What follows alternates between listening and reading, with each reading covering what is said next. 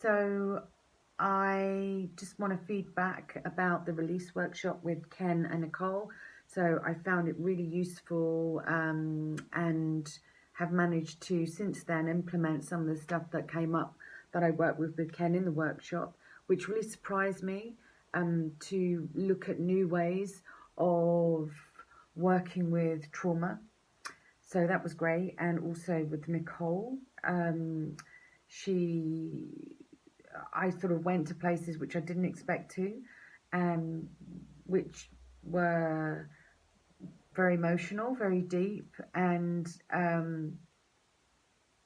releasing, I guess. Yeah, I would definitely work with them again. I would love to do another workshop with them, and yeah, I think it's a great course, and I would recommend anybody to take it.